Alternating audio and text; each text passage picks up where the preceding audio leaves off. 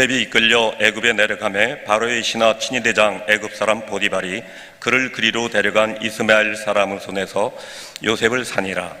여호와께서 요셉과 함께 하심으로 그가 형통한 자가 되어 그의 주인 애굽 사람의 집에 있으니 그의 주인이 여호와께서 그와 함께 하심을 보며 또 여호와께서 그의 범사에 형통하게 하심을 보았더라. 요셉이 그의 주인에게 은혜를 입어 섬김에 그가 요셉을 가정 총무로 삼고 자기의 소유를 다 그의 손에 위탁하니 그가 요셉에게 자기의 집과 그의 모든 소유물을 주관하게 한 때부터 여호와께서 요셉을 위하여 그 애굽 사람의 집에 복을 내리심으로 여호와의 복이 그의 집과 밭에 있는 모든 소유에 미친지라. 주인이 그의 소유를 다 요셉의 손에 위탁하고 자기가 먹는 음식 외에는 간섭하지 아니하였더라. 요셉은 용모가 빼어나고 아름다웠더라. 우리가 살아가면서 막연한 생각을 갖고 사는 사람이 있는가 하면 믿음을 갖고 사는 사람이 있습니다. 막연한 생각을 쉽게 말하면 동굴이라고 한다면 믿음은 터널이라고 할 수 있습니다. 동굴은 가면 갈수록 깊은 좌절과 절망에 빠지게 되지만 우리가 터널을 가게 되면은 오히려 지금은 고난이 기쁨이 될 수 있습니다. 여러분, 우리가 생각할 때 막연히 생각할 때가 많아요. 예를 들어 복권 사면 우리가 언젠간 되겠지 한데 여러분, 복권 확률이 얼마든지 아십니까?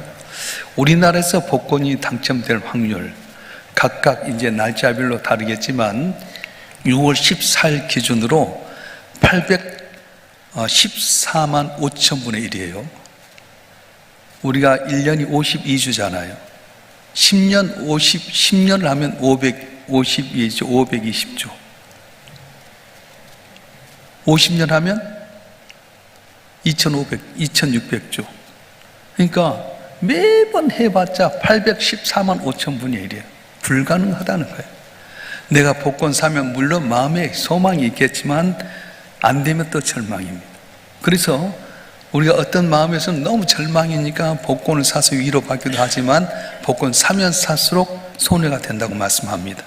근데 여러분, 터널은 잠깐 고난이고 어려움이 있지만은 결국은 더 빨리 가게 되고요, 모든 면에서 유익이 된다고 하는 겁니다. 터널은 뭐냐? 바로 믿음이라고 하는 거예요. 믿음을 가지고 준비하고 행하는 겁니다. 저는 이제 외곽 순환도를 타고 명성길을 간다든가 또 이제 강원도 쪽을 가다 보면 너무 좋잖아요. 사패터널 혹시 여러분 기억하시죠? 길게 된 사패터널 가기 전에는 옛날에 의정부 쪽으로 돌아서 이렇게 꾸불꾸불 가보다 보니까 얼마나 힘들었어요. 터널이 처음 생길 때 언제나 어떻게 되나 했는데 저렇게 빨 줄 누가 알았어요. 그럼 강원도 갈 때 미시령 거기에 넘어갔잖아요. 꾸불꾸불해서 언덕에 넘어가서 가는데 지금은 완전히 터널이 뚫렸어요. 야, 터널이 뚫릴까? 근데 그 높은 산을 뚫어가지고 갔는데 얼마나 편합니까? 그렇습니다. 동굴은 가면 갈수록 절망이고 좌절이고 내가 노력한 만큼 다 아픔이 있지만은 터널은 지금 아픔이고 고난인 것 같지만 반드시 기쁨이 있고 감격이 있다고 말씀하는 겁니다. 자, 그러면 터널을 지나는 사람은 어떤 믿음을 가져야 되는가? 끝이 있다, 이 믿음을 가지라는 거예요. 따라서 터널은 끝이 있다. 그렇습니다. 터널 끝이 있습니다. 평범한 진리 같지만 망고에 다 통하는 이치입니다. 특별히 믿음은 더욱더 그렇습니다. 세상의 사람들은 내가 노력하고 있어서 사는 삶은 동굴과 같아요. 그러나 우리 성도들이 갖는 믿음은 터널과 같습니다. 그래서 내가 가는 그 갈 길 가운데 하나님은 감당치 못할 시험 주지 아니하시고 감당치 못할 때는 피할 길을 주신다고 말씀하셨어요. 한번 읽어볼까요? 고린도전서 10장 13절 말씀 한번 읽어보겠습니다. 시작. 사람이 감당할 시험 밖에는 너희가 당할 것이 없나니 오직 하나님 미쁘사 너희가 감당하지 못할 시험 당함을 허락하지 아니하시고 시험 당할 즈음에 또한 피할 길을 내사 너희는 능히 감당하게 하시느니라. 아멘. 하나님 감당치 못할 시험 허락하지 않는다는 거예요. 힘들고 어려운 것 같죠? 근데 지내보면 다 지나갔어요. 저도 이렇게 지금까지 지내보면 이제는 끝인가 한데 또 지나가게 만드신 거예요. 감당치 못할 시험을 주지 않는다는 거예요. 감당치 못할 때는 또 시험을 이길만 다른 길을 준다고 말씀하셨어요. 그렇습니다. 끝이 있습니다. 가난도 끝이 있고 고난도 끝이 있고 슬픔도 끝이 있습니다. 눈물이 있습니까? 눈물이 진주가 될 날이 곧 올 줄 믿습니다. 내 힘대로 된 것이 아니라 전능하신 하나님이 은혜 주시면 눈물이 진주가 되고요, 한숨이 찬송이 되게 되고요, 내 고난 모든 시간들이 간증되는 역사가 있게 된다고 말씀하셨어요. 여러분 한 분 한 분이 믿음 생활할 때 우리가 기억할 터널은 끝이 있다는 거예요. 고난도 슬픔도 눈물도 아픔도 끝이게 되게 되고 좀 영광 같은 귀한 역사가 일어날 줄로 믿습니다. 우리가 터널을 지날 때 또 중요한 건 뭐냐면 희망을 가지라는 겁니다. 터널 속에서 유일한 생존의 도구가 뭐냐면 희망입니다. 머리카락만 절망이 있으면요 넘어집니다. 가는데 터널 캄캄하다고 해서 절망하면 그것 때문에 무너지고 절망하고 죽을 수밖에 없지만은 머리카락만 희망이 있으면 그 다음을 넘게 된다고 하는 겁니다. 여러분, 그래서 우리가 세상을 살아갈 때 힘들고 어렵지만 우리는 희망을 꿈꿔야 됩니다. 반드시 좋은 날이 있다. 요셉은 어렸을 때 하나님께 주셨던 꿈을 가지고 있었습니다. 11개의 별집 달린 자기의 절하는 꿈, 해와 달과 11개의 별이 제게 절하는 꿈을 가졌어요.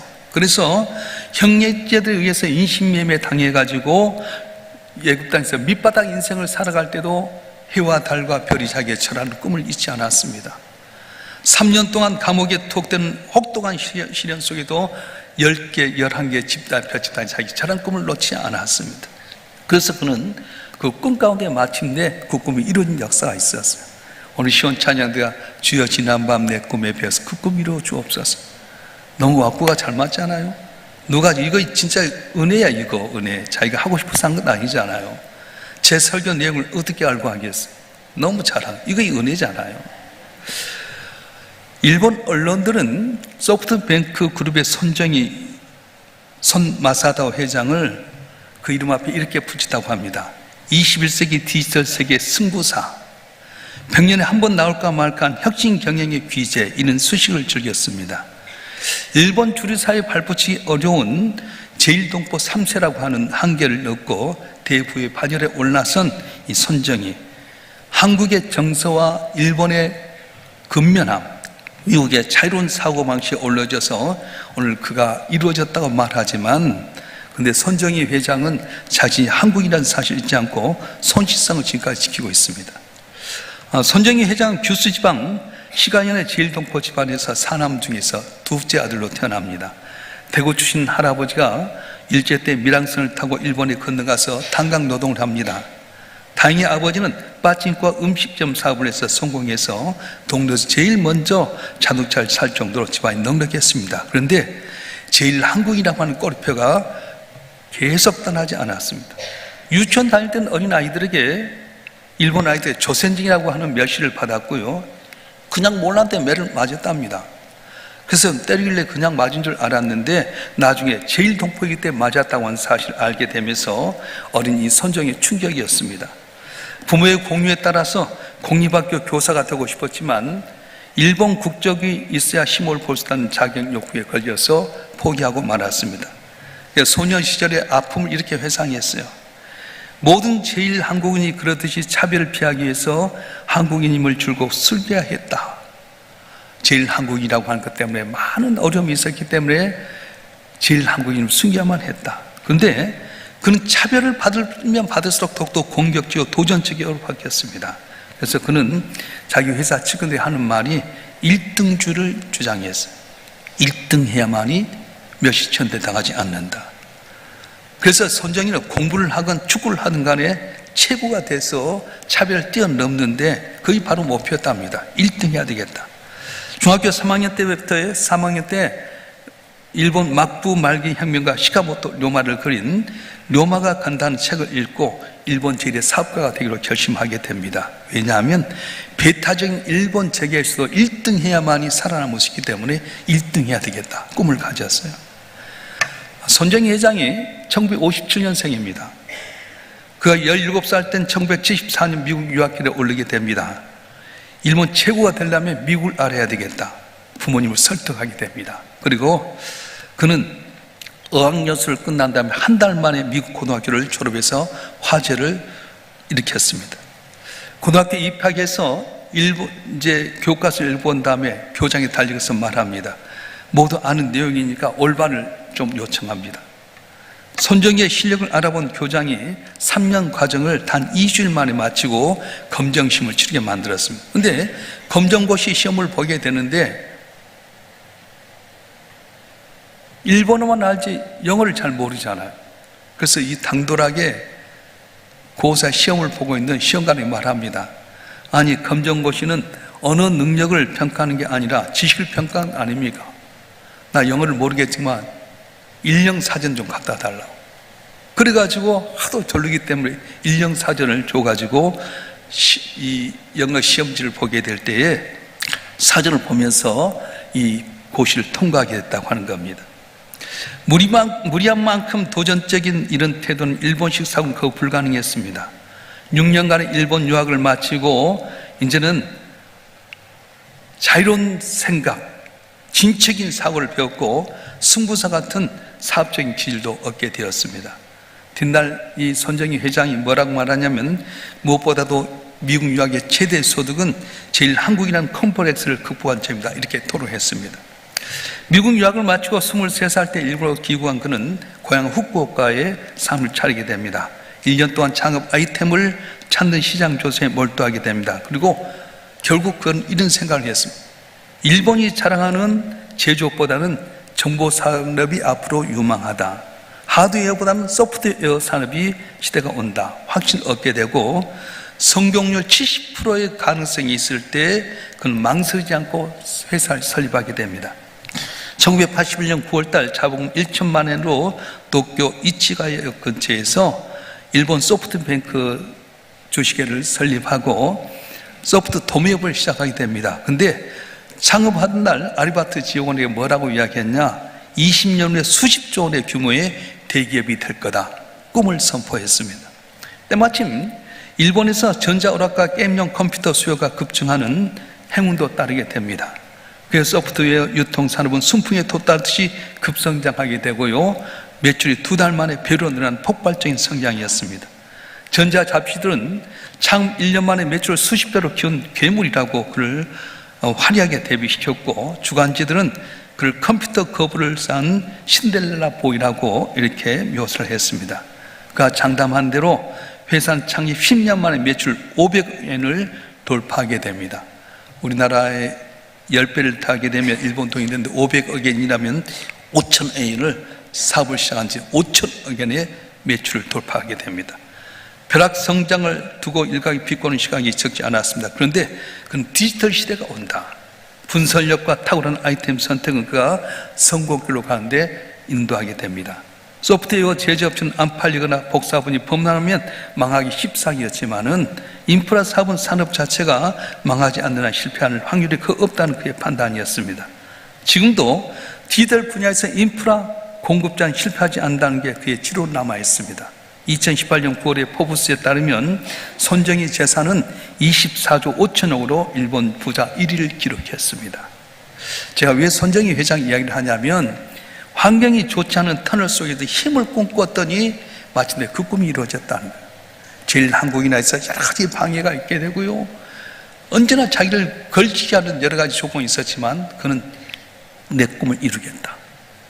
터널 가운데 희망을 갖고 전진했더니 그 꿈이 이루어지게 됐습니다. 그래서 여러분, 우리가 터널 속에 갈 때도 우리는 어떻게 하죠? 계속 전진하라고 말씀해요.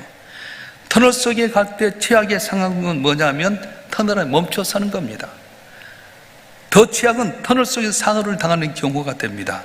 어둠 한가운데 주저앉는 것만큼 최악의 경우는 없습니다. 그래서 터널 속에 갈 때는 어떻게 한 발짝으로 전진해야 됩니다. 한 발짝씩이라도 나가게 되면 그만큼 어둠은 줄어들게 되는 겁니다. 고통스러우면 여러분 뛰어가셔야 됩니다. 어둠 한가운데 서 있을수록 굳은 믿음을 가지고 뛰어나가면 밝음이 기다리고 있는 저 터널 밖은 바로 내 앞에 오게 된답니다. 요셉은 14년간의 어두운 터널을 계속 전진합니다.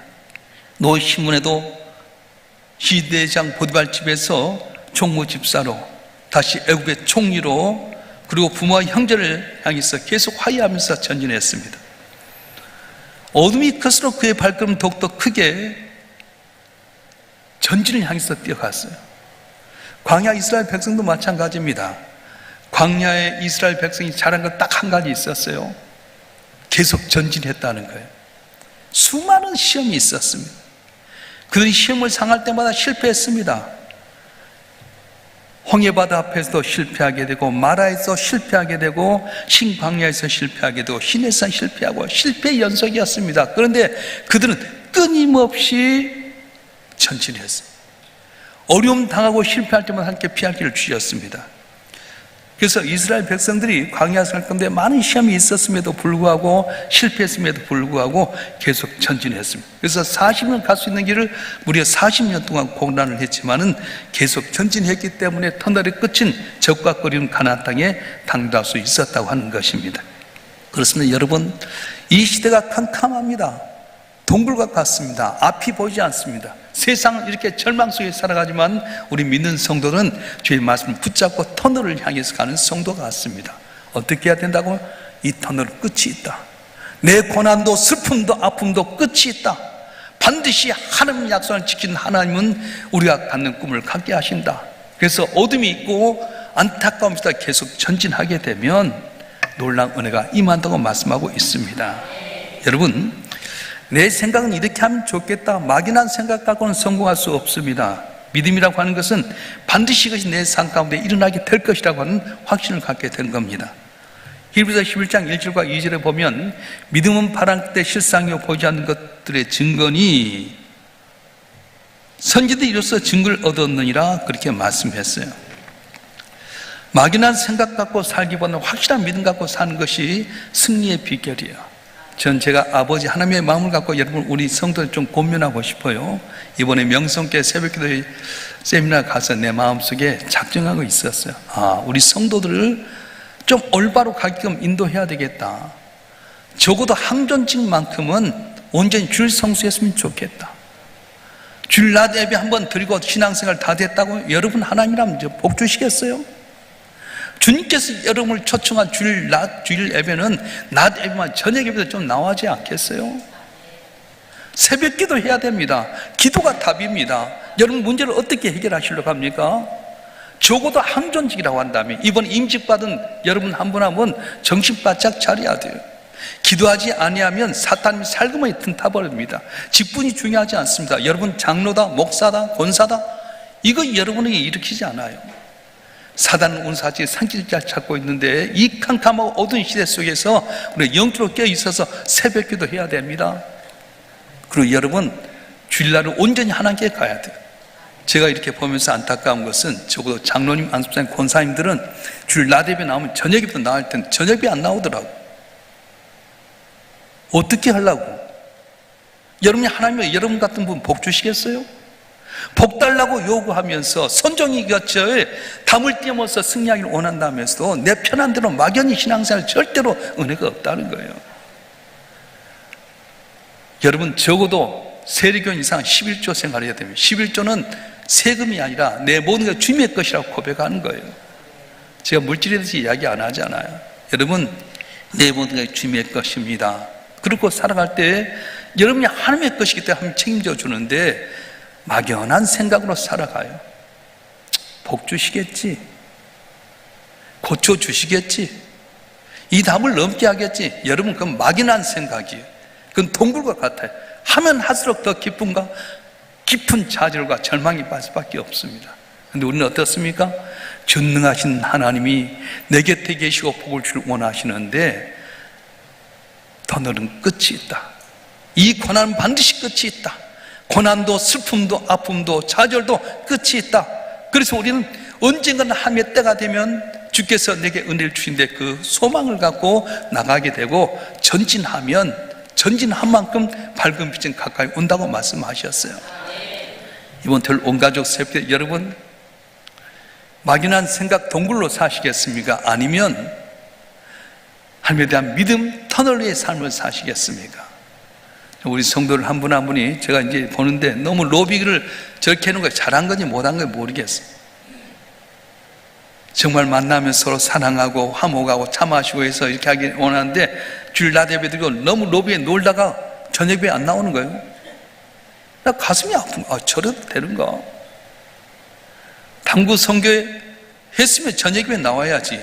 근데 당구 치다 예배되면 집에 가버려. 그럼 뭐하러 당구장에 있었겠어요?